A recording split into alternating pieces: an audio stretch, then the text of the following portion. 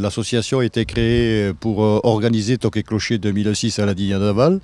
Et donc, nous avons voulu pérenniser cette association en poursuivant diverses activités, dont une qui était liée à l'origine de Toc et Clocher, dont la culture de la vigne, dont nous avons implanté sur un terrain communal une vigne. Nous avons créé une section vigne qui est dirigée par Jo Viguet, et nous avons planté une vigne de chardonnay de 496 pieds de chardonnay qui est cultivée par l'association et les vignerons bénévoles de l'association.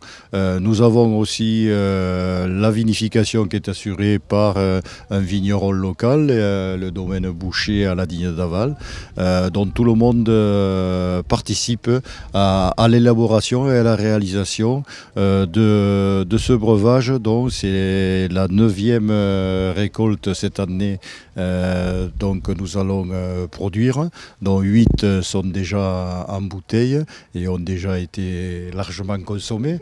Donc nous continuons sur cette lancée. C'est une activité qui est très fédérative pour le village. Donc ça crée des liens. On joint, si vous voulez, l'utile à l'agréable, et on produit bon an mal an entre 1100 et 1200 bouteilles de chardonnay. Comme c'est une association, nous n'avons pas le droit de commercialiser cette production. Donc on a simplement le droit de le faire au sein des membres de l'association. Et bien sûr, c'est l'occasion pour nous d'organiser quelques manifestations et quelques repas où effectivement nous consommons le produit local. Et associé à ça, nous avons aussi une production d'huile d'olive, puisque nous avons planté quelques oliviers autour de la vigne, et nous espérons aussi avoir une production prochaine de truffes, puisque nous avons planté aussi quelques truffiers. À quoi ça consiste votre fonction dans l'année?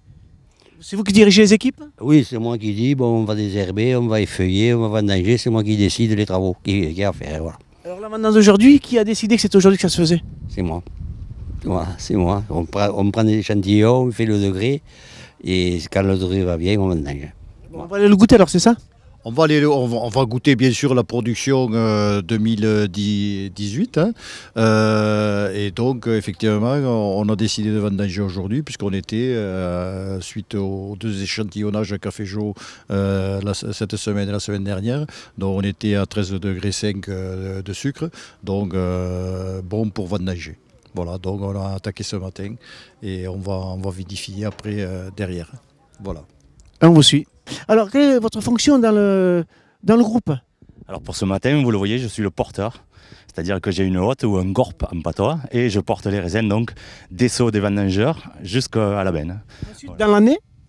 Alors dans l'année, bien entendu, nous nous retrouvons pour évidemment commencer à tailler. Et là aussi, bon, du fait que je suis viticulteur de profession, j'essaie de vulgariser un petit peu le métier au travers de ces matinées ensemble là, sur cette vigne. Donc les adhérents, ils peuvent apprendre à travailler la vigne, c'est le but? Tout à fait. L'idée c'était ça, c'était pour nous vignerons, vulgariser un petit peu notre travail et montrer notre savoir-faire, et en même temps passer du bon temps avec nos amis, les gens du village et même plus large bien entendu. C'est une vraie vigne associative? Tout à fait. Tout à fait, la parcelle appartient, le terrain appartient à la mairie, mais la vigne donc est cultivée et travaillée par l'association. Voilà. Merci. Alors Huguette, elle est dans l'association depuis quand? Oh, depuis, mais je sais plus, depuis quelle année. Plusieurs années. Plusieurs années. Vous connaissiez la vigne avant? Oui. Oh, moi j'ai vendangé, j'ai commencé, j'avais 13 ans. Donc je connais la vigne. Et je me régalais de vendanger. Je vais vous raconter une anecdote. Moi quand j'étais jeune, je vendangeais.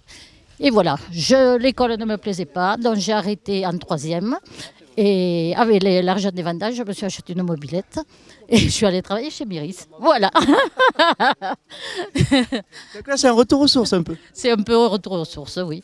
Mais enfin, bon, après, quand je suis mariée et tout ça, j'ai vendangé les week-ends. Nous prenions les vacances pour vendanger aussi. Et voilà. Qu'est-ce que vous pensez du breuvage? Quand vous le goûtez après la vendange? Oh, il est excellent.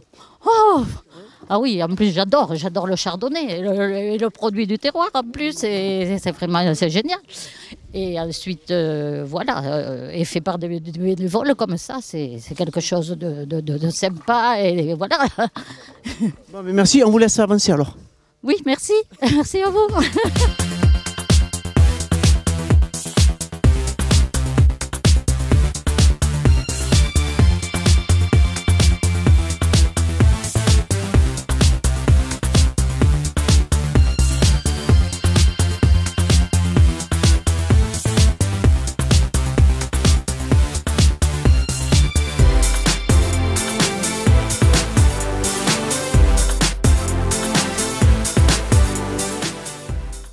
Alors André, là, on n'est pas dans le vin, mais ça accompagne, c'est ça?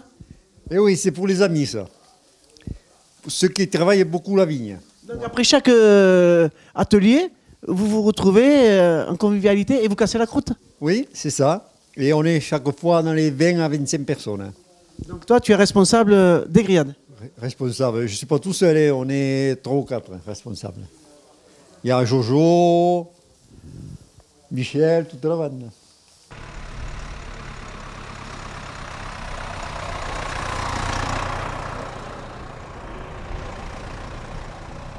Bon, Kevin, on est à la Rolande, donc c'est ici que le vin il va se vinifier. Oui, à la Digne d'Amont. Là, ma remorque, ça fait le travail d'un conquet. C'est un conquet sur roue. Avec la vis sans fin, la benne elle se vide, ça va dans ma pompe à vendange. Et la pompe à vendange, elle me sert à remplir mon pressoir par la vanne axiale sur le côté. Voilà, là, le pressoir, il a un cycle de remplissage. Il tourne toutes les minutes pour que la vendange s'étale au fur et à mesure du remplissage. Et après, elle est compressée là-haut? Et après, une fois que la benne elle est vidée, on lance le cycle de pressurage qui va durer à peu près 2 heures, 2 heures et demie. Et le jus va sortir directement en cuve. D'accord. Ouais. Et ensuite, on vide le pressoir, on nettoie et puis après on laisse refroidir en cuve 2 jours, entre 8 et 10 degrés. et ensuite on le met dans les barriques. Et après on lance une fermentation en cuve pour que ça soit tout homogène et après on remplit de suite les barriques. Ok.